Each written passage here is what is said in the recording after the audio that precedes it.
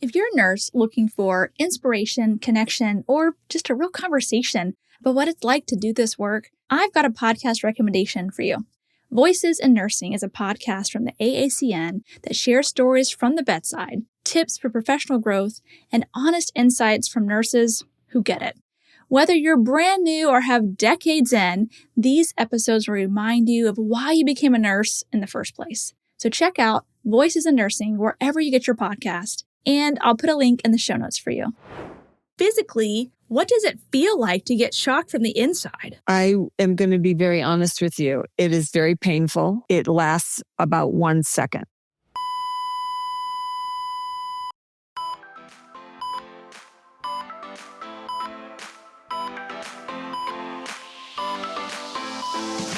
Hey there. I'm your host, Sarah Lorenzini, a rapid response nurse and educator who loves telling stories to teach critical thinking. This podcast is for nurses who want the knowledge, skills, and confidence to respond to any emergency. With almost 20 years of experience in the ER and critical care nursing and a master's degree in nursing education, I have a lot of stories to share, and I love to nerd out and break down the pathophysiology, pharmacology, and nurses' role in emergencies. Stories bring learning to life. It is way easier to learn from and remember the stories that my colleagues and mentors have told me than anything I've read in a textbook. And that is why I made this podcast. Every episode is packed full of exactly what you need to know to handle whatever crisis that could arise on your shift. It's one thing to get the right answer on the test, but knowing how to detect when your patient is declining and what to do when your patient is crashing is what will make or break your day and might just save your patient's life. Welcome back to the Rapid Response RN podcast, where we explore stories from the heart, literally, because today I want to talk about something that's both deeply personal and medically fascinating, and that is arrhythmogenic cardiomyopathy, and more specifically, my experience with FLNC-related cardiomyopathy. So this episode is going to be a little different than my typical podcast. If you're new here, I usually share a story of a patient that I cared for as a rapid response nurse. And then I use the story as a case study to then break down the pathophysiology, the pharmacology, and the nurse's role in caring for patients with that particular emergency. So today, I will start with the story, too, actually. You will get to meet Leslie, a woman with arrhythmogenic cardiomyopathy who has a defibrillator that has shocked her and saved her life 6 times. And the second story is my story, except this time I'm the patient, not the nurse in this tale. We will get into the science of arrhythmogenic cardiomyopathy, but I wanted to start with where the story all began for me, and that is with my mom's unexpected death. If you've lost someone you love unexpectedly of an arrhythmia, here's your trigger warning. I am about to share my story of loss. However, I encourage you, if you can listen to the end, because I have a very important message for you regarding your own health and the health of all of your genetic relatives. Even though I experienced great loss, I want the theme of this episode to be that of hope and gratitude for this life that we've been given. So now, journey with me back to my childhood. It's February of 1994. I was 9 years old, and my healthy, active 32-year-old mom had lovingly tucked us into bed like she always did. But the next morning, I awakened to find out that she had died while I was asleep. My dad heard her gasping in the middle of the night, which I now know that is agonal breaths. He couldn't wake my mom, so he started CPR on her and called an ambulance. The paramedics found her in VFib and shocked her several times en route to the hospital. They worked her for over an hour, but they were unable to achieve ROSC, and my mother died. We were told back then it must have been long QT syndrome. I mean, at the time, that was the only explanation for when a young person has a ventricular arrhythmia. And we know so much more now. So fast forward with me 30 years. Now, me, my sister, and my cousin have all been diagnosed with a condition called FLNC cardiomyopathy, and our cardiologists are confident that is the source of my mother's sudden cardiac death. My cousin and sister now have defibrillators placed in their chest, and my ICD surgery is scheduled for next week. So more to come on that later, but first, let's dive into the science a little bit. What is arrhythmogenic cardiomyopathy? Well, arrhythmogenic cardiomyopathy, or ACM, is a hereditary heart condition where the heart muscle becomes structurally unstable, leading to dangerous arrhythmias. It was historically known as ARVC, or arrhythmogenic right ventricular cardiomyopathy, but now we know it can involve the right ventricle, the left ventricle, or both. And in most cases, ACM stems from genetic variants affecting structural or desmosomal proteins that hold the heart muscle cells together. So when these connections fail, scar tissue replaces healthy muscle, setting the stage for arrhythmias like ventricular tachycardia or ventricular fibrillation, and sometimes sudden cardiac death. With all cardiomyopathies, the risk for ventricular arrhythmias increases as the ejection fraction goes down. However, with arrhythmogenic cardiomyopathy, arrhythmias can occur even when the heart is functioning or squeezing perfectly. With other cardiomyopathies like dilated cardiomyopathy, the heart's ability to squeeze effectively is impaired. We can measure that by a value called ejection fraction. So when the ventricle of the heart fills with blood, we can measure the percentage of that blood that the ventricle is able to mobilize out to the body through the aorta. So for example, if the ventricle fills with 100 mLs and the heart squeezes and 60 mLs is squirted out, that would be an ejection fraction of 60%. A normal ejection fraction is around 60 to 65%. If the heart function or ejection fraction falls to 35%, the American College of Cardiology recommends placing an ICD or implantable cardioverter defibrillator as primary prevention for ventricular arrhythmias. However, in arrhythmogenic cardiomyopathy, we don't wait for the EF to drop because the risk for sudden cardiac death is high even with a normal EF. While there are several genetic conditions that can cause arrhythmogenic cardiomyopathy, like PKP2, DSP, DSG2, DSC2, LMNA, JUP, DES, and THEM43, FLNC-related cardiomyopathy is the deep dive that I have just emerged from. So I'm going to share all the cliff notes with you today on the podcast. All right. So FLNC encodes filamin C, which is a key structural protein in the heart muscle cells.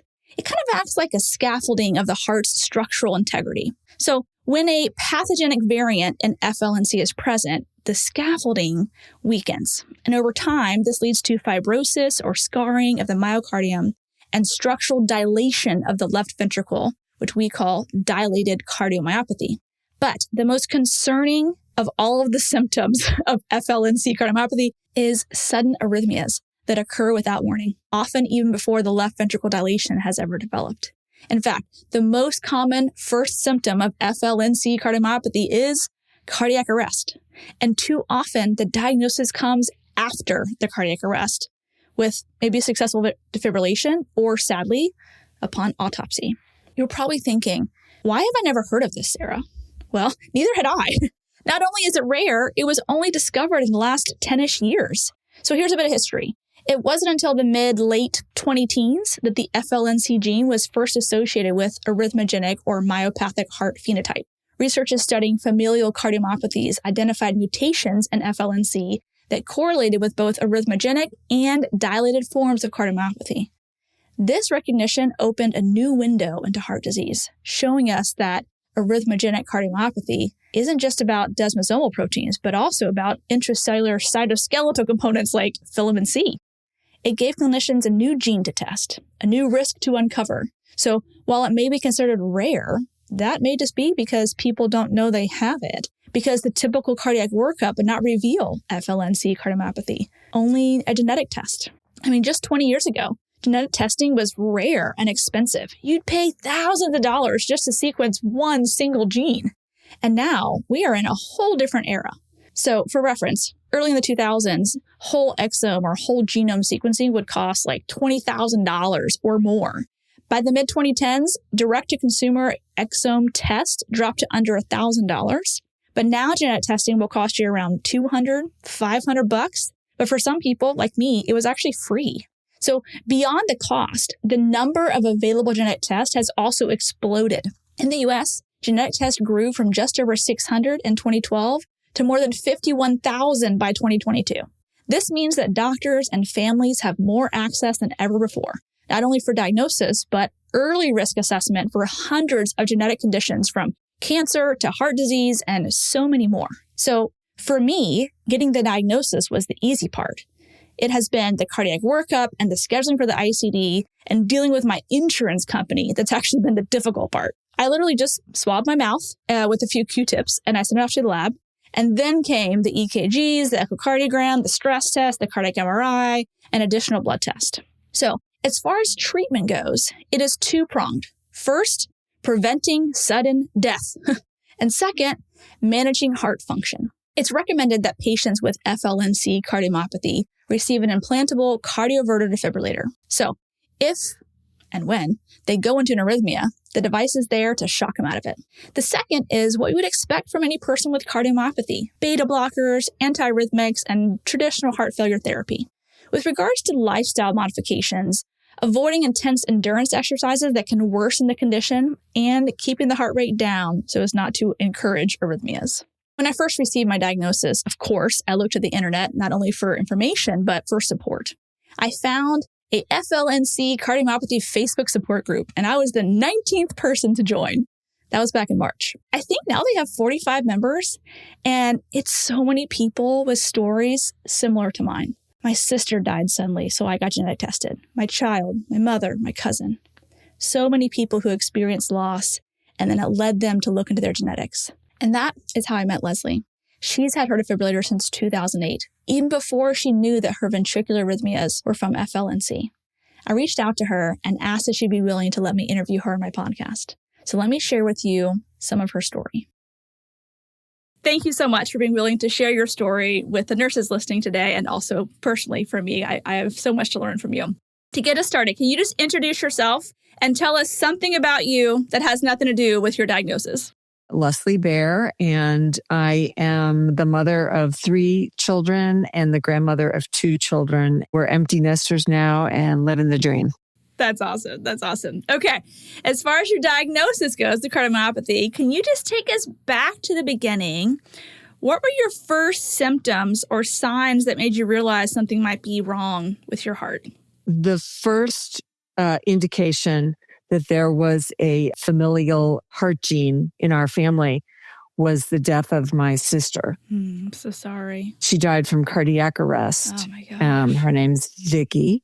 We were so shocked because she was seemingly perfectly healthy. And she is 53 years old. And the whole family was really completely shocked. This happened in 2005. So it's been about 20 years, but it still affects me, as you can tell. Mm-hmm. It was after Vicky died. A friend of mine worked for a cardiology group at the local hospital in Kansas City. And she said, you need to get checked. These things run in families. So fast forward, I saw a cardiologist. I was immediately recommended to an electrophysiologist. And she really stayed with me and made sure that we were no stone unturned, in her words. And so for several years, I got tested. The first indication was that my heart rate, thanks to a monitor that I wore, my heart rate was increasing about once an hour for really no reason. I would be sitting at my desk at work, and so I was having this strange arrhythmia. She took what happened to my sister very, very seriously, which I will tell you not all doctors did. She wanted to investigate further, and so we did that. And she noticed some unsustained ventricular fibrillation. And at that point is when she said, you need to get an ICD. But we didn't have a diagnosis. It was basically just an unnamed arrhythmia that was most likely in our family. So a few years later, my daughter was also experiencing symptoms. So she went to Stanford Hospital, and they did a genetic workup on her. And they said, there is a newly identified gene called FLNC variant. And we have found that in your DNA. And we'd like to test your mom and see if she has that same gene. And if she does, then we feel confident that we've identified the familial gene. And of course, I did have it. And at that point, I had already had a cardiac arrest, and the defibrillator, the ICD, had saved my life. So where it was so helpful was we were able to contact extended family. I mean, my immediate siblings, their children, but also cousins. And my father, interestingly enough, my father died from cardiac arrest. We thought it was sort of a generic middle-aged man heart attack. So we never investigated it. That was a long time ago in 1987. So that's how we came to the FLNC diagnosis. Wow. So just so I can get the timeline straight in my head, your sister passed away, and I'm so sorry. Thank you. I can't imagine what that must be like. And then you are like getting the workup. It took years for them to say, okay, we probably should place the defibrillator. So you got that placed. How long after you got the ICD implanted did you have your own deadly arrhythmia that the ICD saved your life? It was 2 years. So I had the ICD placed in 2008. And in 2010, I was walking on a treadmill. I had been advised to not do aerobic exercise anymore. And I was like, that is fine. That is not a big sacrifice. So I was walking on the treadmill and I got really dizzy. And so I stepped off the treadmill and the room started going black. And I was so confused. What is going on? Maybe I didn't have enough to eat or whatever. And then within seconds, I got the shock. So then I knew what was happening. And then I got another shock and I called out to the room. I went into mom mode. Called out to the room and I said, somebody needs to call an ambulance. I'm having cardiac arrest. And I had 5 shocks altogether. So I had 3 more shocks after that. Oh my God. And honestly, I started thinking, if this is malfunctioning, I'm not going to make it. But it stopped. I laid down on the floor. Somebody came over and held my hand. The room was, I mean, this is a whole other episode for you. The chaos that happened in that room and the fact that nobody knew what to do. Mm-hmm. I would not have survived without my ICD. There wasn't a person in that room that knew what to do. Wow. Anyway, so I had the 5 shocks. And by the time the ambulance came, I was feeling normal. My heart rate was normal again. So you're right. It was a life-saving shock. And I will tell you that surviving that, I went to the hospital. I would say the most difficult part of the whole thing was the psychological part. Yeah. The confusion of, was I supposed to die? Was I not supposed to die? What if I had died? You know, my children would be motherless. I mean, there's a whole host of psychological and emotional factors that happen. And if I had one message for the medical community, it would be to really pay a lot of attention to a patient's emotional state after something like this happens. That's really, really valuable advice, Leslie. I just wanted to pause for a moment and share a little bit about my experience getting this diagnosis. You know, when I tell people that I've been diagnosed with the condition that likely killed my mom, people's immediate response is, oh, I'm so sorry.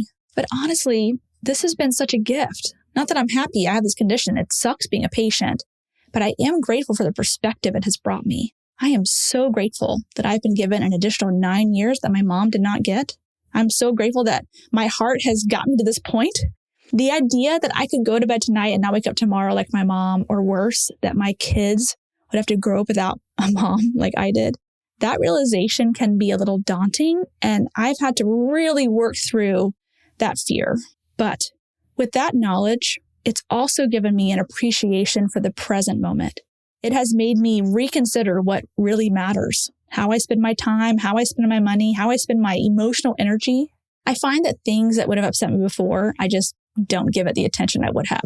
Some things just pale in comparison to what really matters in this life. And I want to appreciate the little things and not get sucked into the hustle. Like, we all know we could die tomorrow. But I think the knowledge that this condition will likely turn into dilated cardiomyopathy, and the reality that I will not always have the stamina and strength that I have today, makes me want to use this body that God has given me well. I want to use it to snuggle my family, to go on adventures with my husband. I love that I have the mental and physical aptitude to run across the hospital and use my knowledge and my skills to support other nurses and extend compassionate care to patients. What a huge gift. And I don't know how many more years I have in this body with these abilities, but I sure as heck am going to use it well. Okay, back to Leslie. She's about to talk about what it feels like to get shocked by an ICD from the inside. Okay, I have so many questions. Can we back up just a little bit? Yes. All right. So you had the device for 2 years with no shock. Correct. No issues at all. No arrhythmias. Correct.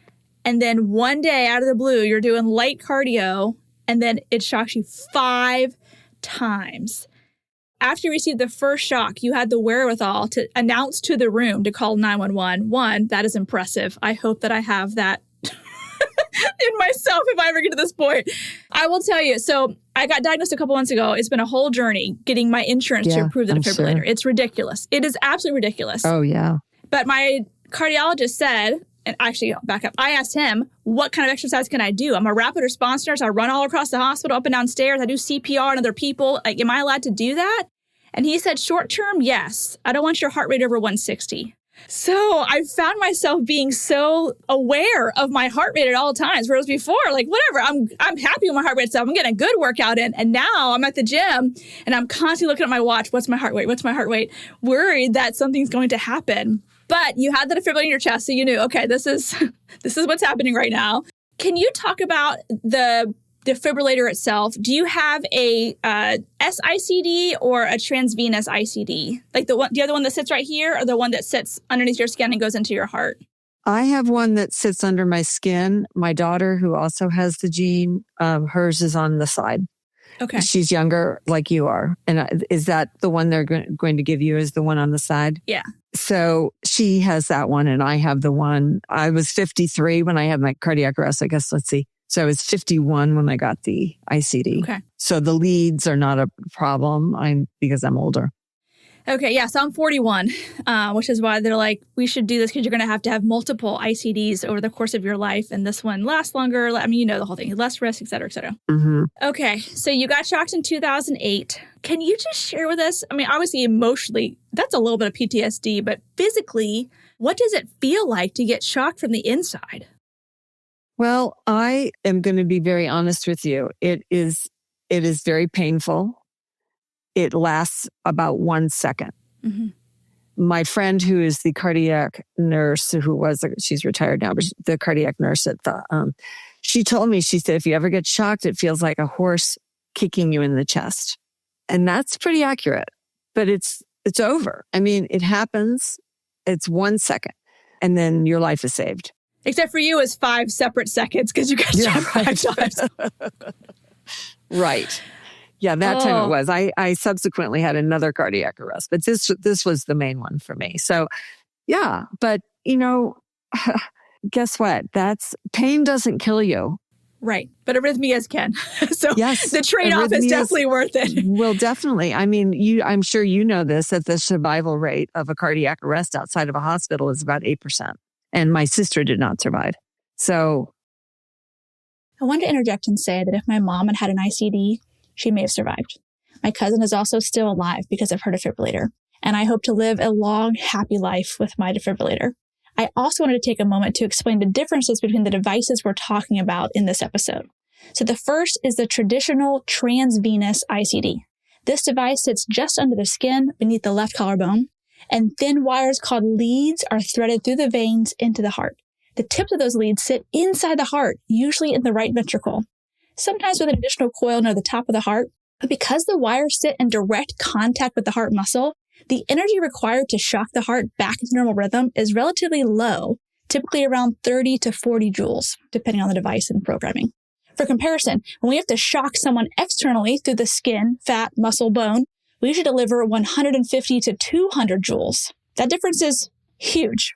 The second type we discuss is the one that Leslie's daughter has, which is the SICD, or subcutaneous implantable cardioverter defibrillator. And unlike the traditional ICD, this device has no wires inside of the heart. Instead, the generator or battery pack is placed under the skin on the left side, typically like a hand's width below the armpit. And a single lead is tunneled under the skin on the left side of the breastbone, just above the sternum. Because the lead and generator sit outside the rib cage, the device needs to deliver a little more energy than the transvenous ICD, but still much less than an external defibrillation, usually about 65 to 80 joules, depending on the manufacturer. One of the biggest benefits of the SICD is that there are no intracardiac leads, which reduces long-term risk like infection or lead fracture. Finally, there's a device that I'm scheduled to have implanted, and that is the EV-ICD, which stands for Extravascular Implantable Cardioverter Defibrillator. This is Medtronic's newest technology, and in a way, it's a hybrid between the other two systems. So like the SICD, the generator sits under the skin on the left side near the mid-axillary line, but instead of placing the lead under the skin next to the sternum, the EV-ICD lead is tunneled under the sternum itself and rest just above the pericardium, which is the sac around the heart. This positioning allows the device to deliver shocks at a lower voltage than the SICD, but without placing any wires inside the heart chambers. It's also designed to last longer than most SICDs, with an expected battery life of about 11 to 12 years. My sister actually just had her EVICD placed in June, and unless you're looking for it, you can hardly notice the small bulge on her left side where the device sits. She can definitely feel it, and it's still kind of uncomfortable sleeping on that left side. But compared to the SICD, the footprint is smaller and way less noticeable. Okay, back to Leslie. Yes, it hurts, but we're women and we're strong, and we can do this for our families. I like your approach. Okay, so you were shocked 5 times in a row. I'm sure after the first one and the second one, you're thinking, oh my God, how many more do I have to endure of this kick in the chest kind of pain? Yeah. How did that affect your life going home? Knowing that like at any point doing the most mundane task, you could get a kick in the chest again. Like how does that affect your mindset? And like how do your approach towards life? Right. Well, it's a complicated answer. When I left the hospital and I went home and I took some time off of work, stayed home alone. And I was like, I'm all alone. This is terrifying to be alone. And so I was dealing with that. And I thought my strategy was, I thought, I'm going to do one day at a time. As long as I'm okay for that day, I'll have the next day. And this way I will build day upon day, week upon week, month upon month. And I will establish a history of not having cardiac arrest for long periods of time. And so that was my coping mechanism. And I took upon myself that every day, every afternoon, I rest. Whether I feel tired or not, I rest. And it serves 2 purposes. One is you rest. The other one is you're telling yourself that you're putting yourself first. And you have to, as women, we're so used to taking care of everybody else. And you have to change that mindset. I've got to take care of me or I can't take care of everybody else. And so it's a daily reminder that I'm important and I have a lifelong condition that will need to be managed for the rest of my life. And this is one way to do it. So Leslie and I chatted for a while about her life now, from trading cardio workouts for yoga to taking breaks on hikes with her family and to coming to terms with all the medication she has to take now and how she's integrated it all into a happy and full life that she leads. It was so encouraging to hear from another woman who has already faced what I'm about to face and to see her living her best life in her 60s despite her diagnosis. We then transitioned back to ejection fraction. Both me and my sister's EF is 50%. So not terrible, but definitely not amazing for a young, healthy person. Let's hear about Leslie's. Can I ask too about your ejection fraction? Like what was your EF at the time of diagnosis and then how is it doing now with the FLNC as it's progressed? My symptoms have been almost exclusively arrhythmogenic. I have not exhibited heart failure. My ejection fraction has been around 50%. Quick pause. I've got a question for you. Have you ever walked away from a resuscitation thinking, that went pretty well, but how can we be even better next time? Well, I hope you've asked that because that's how we keep getting better and better as clinicians and as teams. Let me tell you about another great podcast that you need to check out. In the Heart of Care is produced by RQI Partners and hosted by Dr. Ash Panchal. You may remember him from episode 140. He's an emergency physician and educator who really understands what it takes to lead when the pressure's on.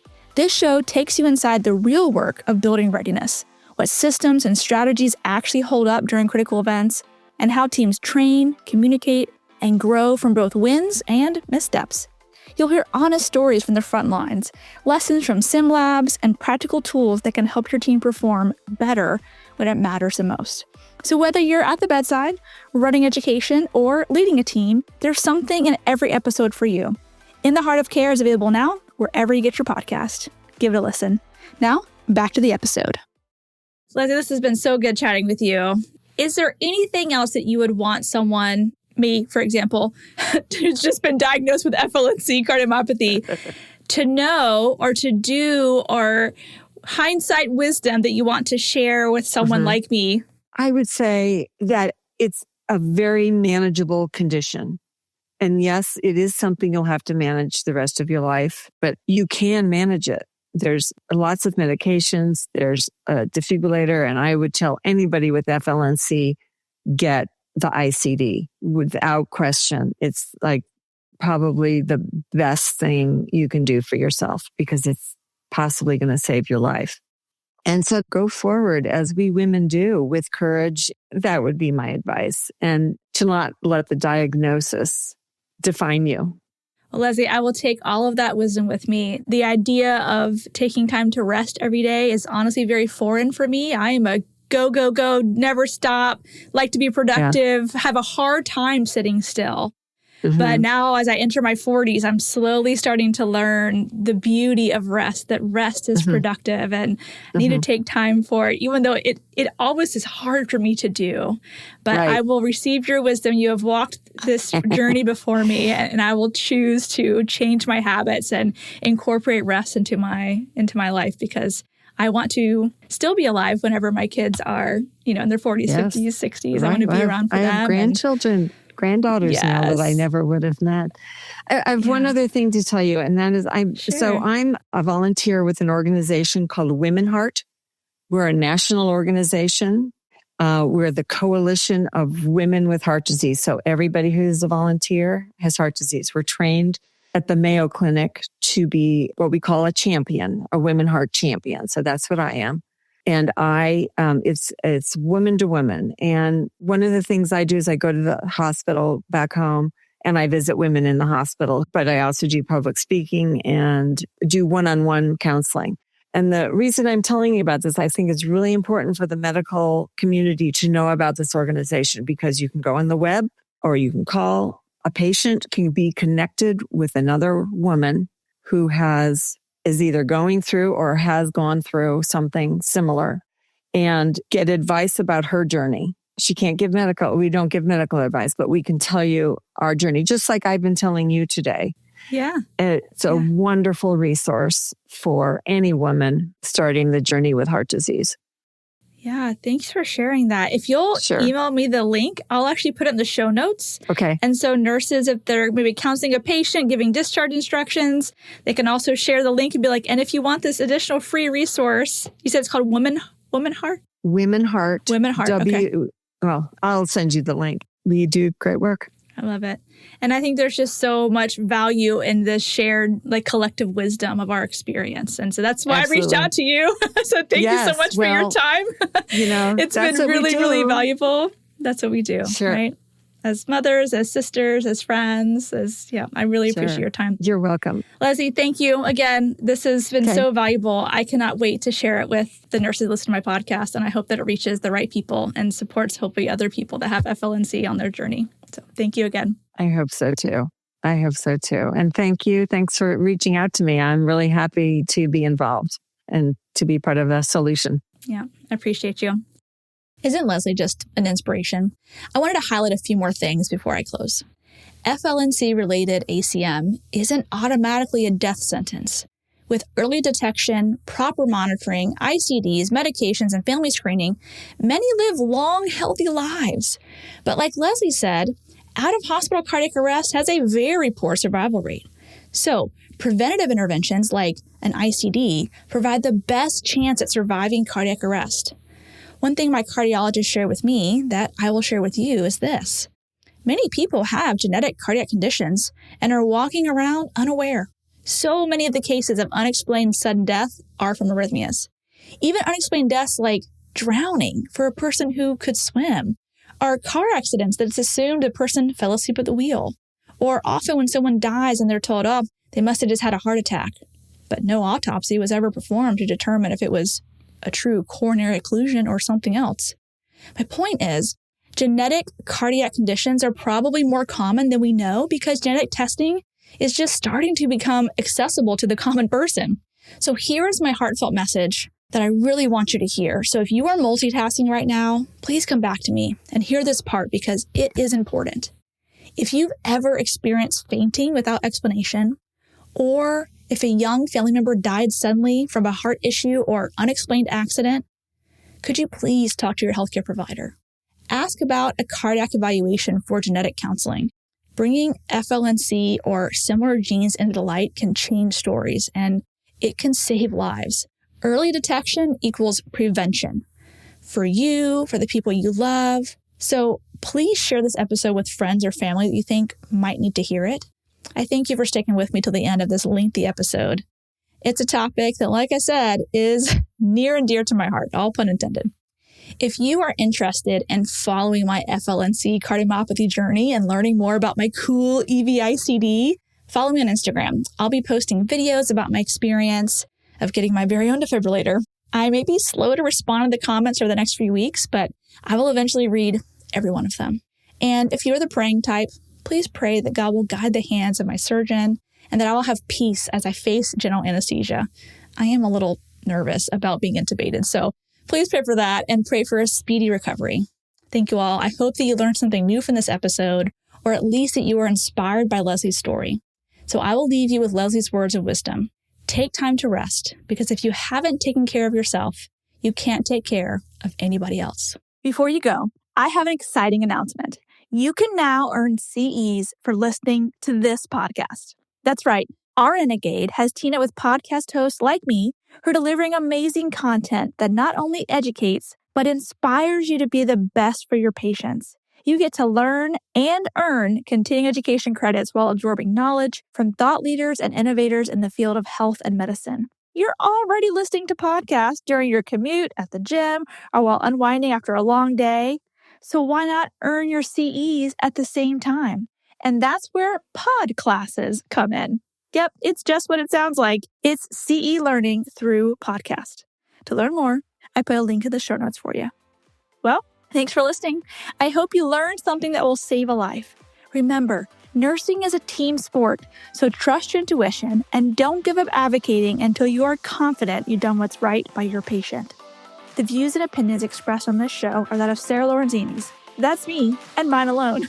They are not intended as medical advice and should not take the place of your institution's policies or procedures. Evidence-based practice is ever-changing, and your patient care should reflect the current best practice. So if you want to get in contact with me, you can shoot me an email at sarah@rapidresponsern.com or on all social media platforms as the Rapid Response RN.